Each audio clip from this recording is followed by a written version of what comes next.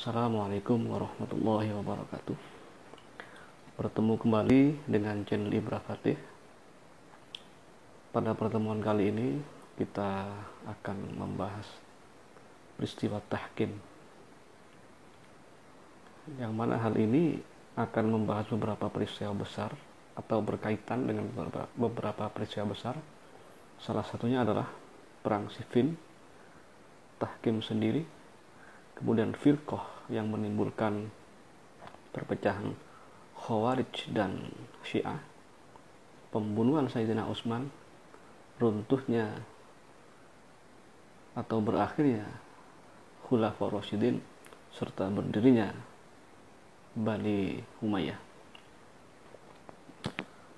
Peristiwa ini bermula dengan terbunuhnya Sayyidina Utsman oleh pemberontak.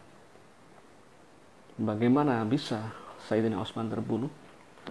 Ini adalah akibat hoax atau kabar buruk atau kabar bohong, di mana para pemberontak yang dalam hal ini dimotori oleh kaum munafikun,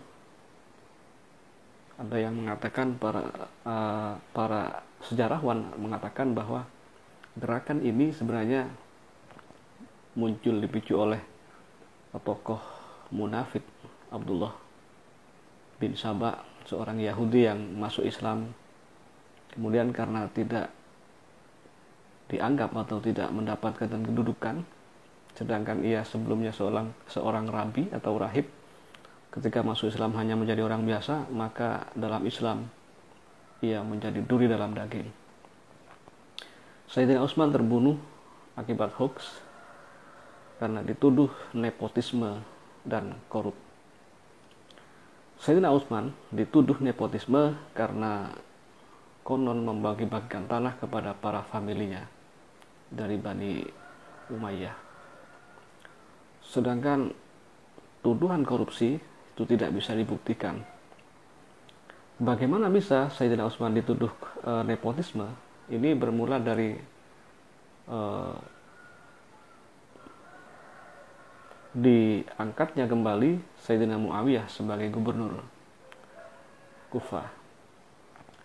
Padahal ketika itu pengangkatan Sayyidina Muawiyah sebagai gubernur dilakukan oleh Sayyidina Umar bin Khattab.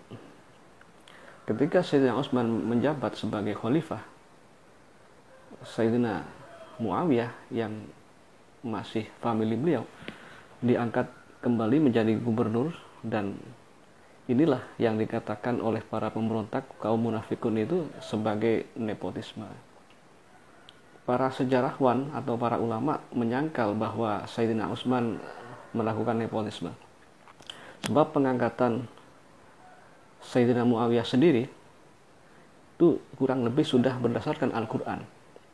Yang pertama, Sayyidina Muawiyah adalah orang yang cakap dan cerdas dan dianggap mampu menjadi seorang gubernur. Yang kedua, Sayyidina Muawiyah masih kerabat atau zawil kurba daripada Sayyidina Utsman.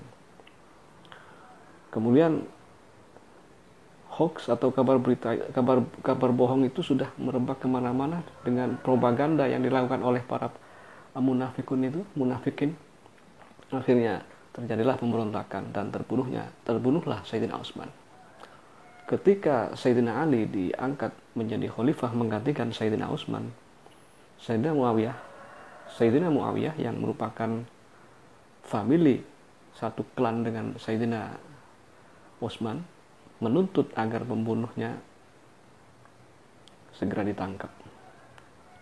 Sayyidina Ali sebenarnya setuju dengan usul itu, akan tetapi masih menunda.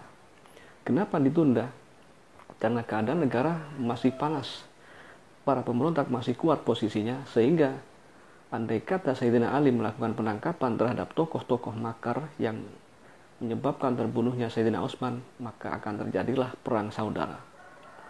Akan tetapi Sayyidina Muawiyah terus mendesak Sayyidina Ali, sampai pada akhirnya terjadilah kesalahpahaman antara Khalifah Ali dengan Gubernur Muawiyah. Dan ini pada akhirnya menimbulkan sebuah perang yang disebut Perang Siffin. Mengapa disebut Perang Siffin? Karena terjadi di daerah Siffin. Ketika perang Siffin berkecamuk, terjadilah pertempuran antara pasukan Sayyidina Muawiyah dengan pasukan Sayyidina Ali. Pada awalnya pasukan Sayyidina Muawiyah imbang, bisa menahan serangan pasukan Sayyidina Ali pro pemerintah. Pada akhirnya pasukan Sayyidina Muawiyah keok, kalah, dan sebelum kehancuran terjadi, mereka berinisiatif untuk mengangkat Al-Quran di dalam tombak, menawarkan gencatan senjata atau perdamaian. Ketika pasukan Sayyidina Muawiyah menginginkan perdamaian, sebenarnya Sayyidina Ali sudah menolak. Sayyidina Ali lebih memilih melanjutkan pertempuran karena yakin itu hanya tipu muslihat. Akan tetapi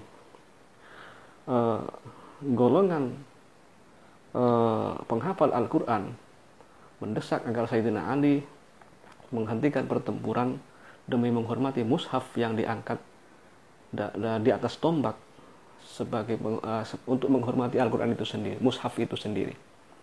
Pada akhirnya Sayyidina Ali menuruti apa yang dikatakan oleh sebagian pasukannya itu. Akhirnya terjadilah perdamaian. Setelah perdamaian terjadi, dari kubu Sayyidina Muawiyah bin Abi Sufyan, tepatnya Sayyidina Amr bin As, itu mengusulkan agar diadakan arbitrase atau tahkim, yaitu dengan cara pertemuan di depan masyarakat umum agar kedua tokoh ini, yaitu Sayyidina Ali dan Sayyidina Muawiyah, sama-sama menanggalkan jabatannya.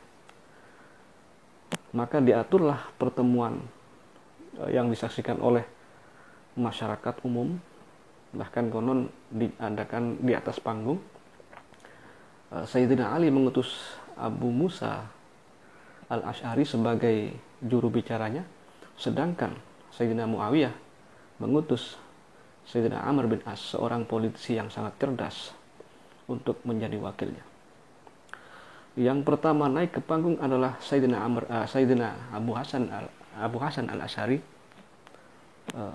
di mana beliau seorang sepuh, seorang tua yang lugu. Maka dalam sambutannya beliau mengatakan dengan sangat lugunya, "Para hadirin sekalian, kami dari pihak Ali dengan ini menyatakan bahwa Sayyidina Ali mulai detik ini menanggalkan jabatannya sebagai khalifah." Kemudian naiklah Sayyidina Amr bin As naik ke panggung, tetapi tanpa diduga Sayyidina Amr bin As tidak berpidato seperti yang disampaikan oleh Sayyidina Musa Al-Asy'ari. Apa yang dikatakan oleh Sayyidina Amr bin As? Beliau mengatakan, "Para hadirin, seperti yang kita tahu, pihak Sayyidina Ali telah menanggalkan jabatannya, atau Ali sudah meletakkan jabatannya. Oleh karena itu, maka otomatis pemimpin atau khalifah selanjutnya, khalifah yang sekarang adalah Sayyidina Muawiyah." Maka terjadilah kegaduhan karena taktik politik yang dilakukan oleh Sayyidina Amr bin As ini. Pasukan Sayyidina Ali kemudian terpecah menjadi dua golongan. Yang pertama, pasukan Khawarij. Pasukan Khawarij ini menganggap bahwa Sayyidina Ali telah melakukan sebuah kesalahan sehingga mereka membenci Sayyidina Ali. Padahal orang-orang Khawarij inilah yang awalnya mengusulkan agar Sayyidina Ali menerima perdamaian dari Sayyidina Muawiyah. Seandainya saat itu Sayyidina Ali tidak didesak oleh golongan Khawarij ini, maka pertempuran dilanjutkan dan tentu saja pihak Sayyidina Muawiyah kalah. Kemudian juga muncul orang-orang yang fanatik dengan Sayyidina Ali. Kemudian golongan ini menjadi Syiah, yaitu orang-orang yang sangat mendukung Sayyidina Ali, akan tetapi pada akhirnya terjadilah fanatisme buta, sehingga seperti yang kita lihat saat ini, Syiah menjadi sebuah firqah dalam Islam, sama dengan Khawarij. Nah, setelah itu Dengan terpaksa naiklah Sayyidina Muawiyah menjadi khalifah, menggantikan Sayyidina Ali, meskipun dengan cara politis seperti itu.